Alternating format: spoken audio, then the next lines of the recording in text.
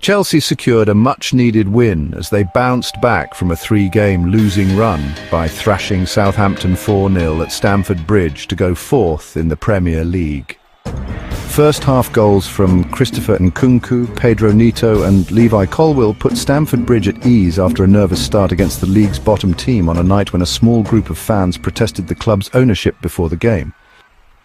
Chelsea never looked back after that, with Marc Cucurella adding a fourth goal set up by academy graduate Tyreek George off the bench on a near-perfect night for Enzo Maresca as results went for his team elsewhere in the race for Champions League qualification. Not only do his side now move a point off third with fifth currently enough for Champions League qualification, but two of their rivals, Bournemouth and Aston Villa, were also beaten on Tuesday night to give Chelsea an added boost. Cole Palmer's struggles in front of goal are a lingering concern, however, with Chelsea's talisman now without a goal in 7 matches in all competitions and without an assist in 14 after missing 2 glorious first-half chances. Confidence is seemingly an issue. For Southampton, the threat of replacing Derby as the worst team in Premier League history looms large with 11 games to go. They require 3 points to avoid setting a new record for the lowest points tally, which will be a struggle going by this effort.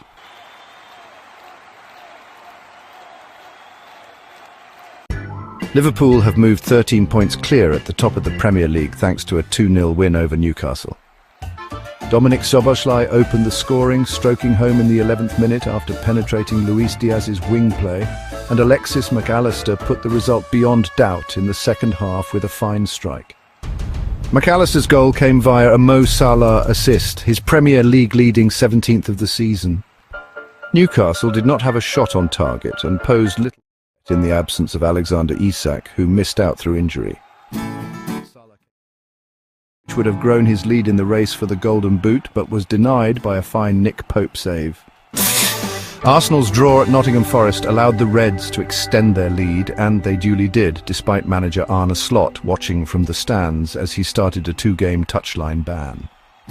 Arsenal have a game in hand, but with Liverpool only having 10 matches left to play, the 13-point advantage feels increasingly insurmountable. Arsenal and Nottingham Forest played out an entertaining draw at the City Ground in their top-of-the-table Premier League clash. Both teams were hoping to secure 3 points, Arsenal to close the gap on Liverpool, Forest to remain on target for a top-4 finish, but they came away with a point each. Arsenal again rued their lack of a frontline striker as Ricardo Calafiori came closest to breaking the deadlock with a blistering shot in the first half that struck the woodwork. Though Mikel Arteta's men dominated possession, Mats Sels was only called on a few times and the Forest goalkeeper was up to the task of denying Mikel Merino's headed effort. Forest's best chance fell to in-form striker Chris Wood. Morgan Gibbs-White controlled an aerial ball, spun and slipped him in, but Wood's effort couldn't beat David Raya. Both defenses were on top form as the result was a fair one, even if it means the Gunners fall further behind Liverpool in the title race. Arsenal boss Mikel Arteta has told his players to step up after their Premier League season continued to fizzle out with a 0-0 draw at Nottingham Forest.